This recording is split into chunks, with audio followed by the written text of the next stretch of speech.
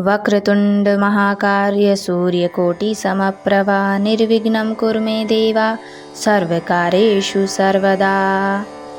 जय श्री कृष्ण। वैशाख मास के पड़ने वाली वैशाख चतुर्थी की व्रत कथा इस प्रकार है। एक सेठ सेठानी के एक बेटा बहू थे। बहू बर्तन मांजकर पानी डालने नीचे जाती तो पड़ोसों ने पूछती, आज क्या खाया है? तो वह कहती, बासी कुशी तर बासी। एक दिन जब वह खाना खाकर बर्तन मांज पानी फेंकने गई तो पड़ोसन ने पूछा, क्या खाया है? तो फिर उसने यही जवाब दिया, बासी कुशी तर बासी। उस दिन उसके पति ने ये बात सुन ली और मन में सोचने लगा, अभी तो ये ताज़ा भोजन करके आई है तो बासी कुशी क्यों बताती है।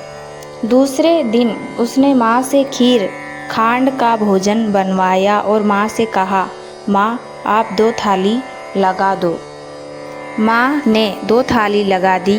बेटे ने 1 थाली खुद खाई और 1 बहू को खिला दी। खाना खाकर बर्तन साफ करके वह पानी डालने नीचे गई तो पीछे पीछे उसका पति भी नीचे गया। हमेशा की तरह पड़ोसन ने पूछा, आज क्या खाया है? तो उसने वही जवाब दिया। इस पर उसके पति को बहुत गुस्सा आया कि आज तो मैंने इसको मेरे साथ खीर खांड के भोजन कराए, फिर भी ये बासी कुशी बता रही है। जब रात को बहू कमरे में आई तो उसके पति ने पूछा कि आज तूने खीर खांड का भोजन खाया है, फिर भी पड़ोसी को बासी कुशी क्यों बताया? तब बहू बोली कि आपकी कमाई नहीं, आपके पिताजी की कमाई नहीं, आपके दादा परदादा की कमाई है तो वह बासी कुशी ही हुई। ये सुनकर उसने परदेश जाने की ठान ली। सुबह उठकर माँ से कहा कि मैं कमाने के लिए परदेश जाऊंगा। साहूकार का लड़का कमाने के लिए परदेश चला गया। वहाँ उसने एक सेठ के यहाँ नौकरी मिल गई। थोड़े ही समय में सारा काम काज सीख गया। उस सेठ के कोई संतान नहीं थी, सो वह सेठ अपना सारा कारोबार साहूकार के बेटे को सौंपकर स्वयं तीर्थ यात्रा करने चला गया।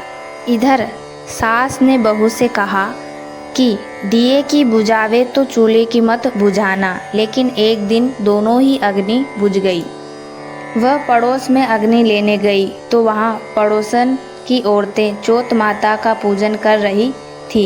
ये देखकर बहू ने पूछा, आप किसका पूजन कर रही हैं? मुझे भी बताओ तथा उसके करने का क्या फल होता है? तो उन्होंने कहा, हम चौथ माता का व्रत का पूजन कर रही हैं।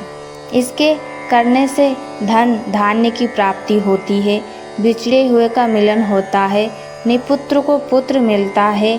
इस पर बहू ने कहा कि मेरे पति भी परदेश में हैं, सो मैं भी चौथ माता का ये व्रत करना चाहती हूँ, लेकिन मेरी सास तो मुझे बाहर आने ही नहीं देती, तो मुझे कैसे पता चलेगा कि चौथ कब है? इस पर औरतों ने कहा कि तुम रोजाना 1 गेहूं का दाना रख देना। जिस दिन 30 दाने पूरे हो जाए उस दिन व्रत करके शाम को चौथ माता का पूजन करके चंद्रमा देखकर फिर खाना खा लेना। साहूकार की बहू ने ऐसा ही किया। व्रत करते काफ़ी समय हो गया तो चौथ माता ने सोचा कि यदि इसको पर्चा नहीं दिया तो अपने को कोई नहीं पूजेगा। ये सोचकर साहूकार के बेटे को सपने में जाकर बोली कि साहूकार का बेटा सो रहा है या जाग रहा है? उसने कहा, ना सो रहा हूँ ना जाग रहा हूँ, चिंता में पड़ा हूँ। इस पर चौथ माता ने कहा कि तेरी चिंता समाप्त कर घर जाकर सबकी सुध ले। उसने कहा कि मैं कैसे जाऊँ, कारोबार बहुत फैला हुआ है। तब माता बोली, सुबह उठकर नहा धोकर दुकान जाकर चौथ विनायक की जी का नाम लेकर घी का दीपक जलाना, तेरा सारा काम सुलझ जाएगा। सुबह उसने वैसा ही किया। देखते ही देखते सारा हिसाब सुलझ गया और उसने घर जाने की तैयारी कर ली। रवाना हुआ तो रास्ते में एक सांप जल रहा था, तो उसने सांप को सिसकार दिया। सांप ने गुस्से में आकर कहा कि मैं तो अपनी 100 साल की उम्र पूरी करके मुक्ति पाने जा रहा था, अब मैं तुझे डसूंगा। इस पर साहूकार के बेटे ने कहा, मैं 12 साल में मेरी माँ व पत्नी से मिलने जा रहा हूँ, उसने मिलने के पश्चात डस लेना। सांप बोला कि तू घर जाकर पलंग पर सो जाएगा। तब उसने कहा कि मैं अपनी औरत की चोटी नीचे लटका दूंगा, उस पर चढ़कर आ जाना। घर पहुंचा तो वह उदास था। माँ ने सोचा सफ़र में थक गया होगा।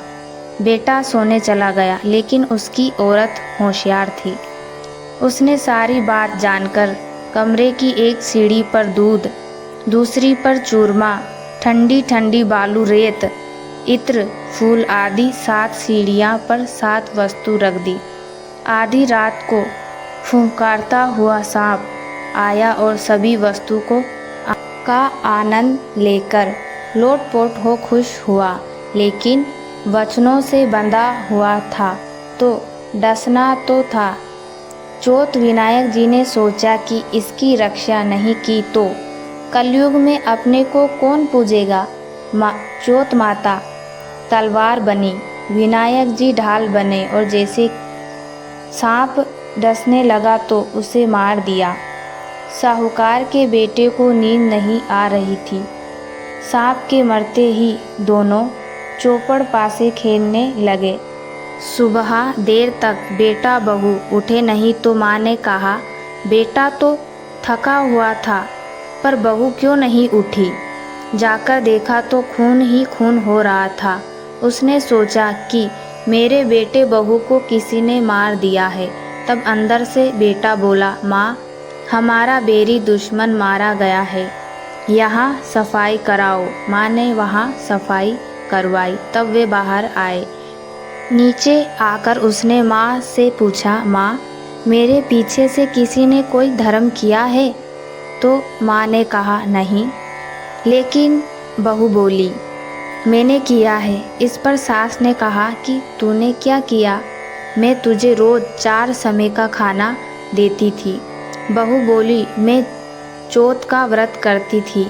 सुबह का खाना पानी वाली को देती, दूसरी बार का गाय को बछड़े को खिलाती, तीसरी बार का खाना उड़ियाड़ा में गाड़ देती, वह चौथी बार का मैं पूजा करके चंद्रमा देखकर फिर खाती थी।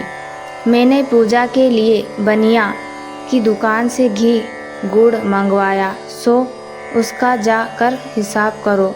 सास ने पानी वाली से पूछा तो उसने हाँ ही कही।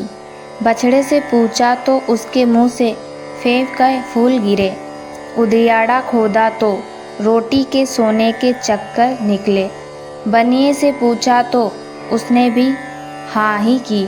महीने में एक बार मेरे से दामड़ी का घी गुड़ मंगवाती थी। फिर बहू ने कहा कि मुझे अब वैशाख की चौथ का उद्यापन करना है। सास बहू ने चौथ माता का व्रत व उद्यापन धूमधाम से किया। हे चौथ माता, उस पर प्रसन्न हुई जैसी सब पर प्रसन्न होना, सभी की इच्छा पूरी करना। जय चौथ माता।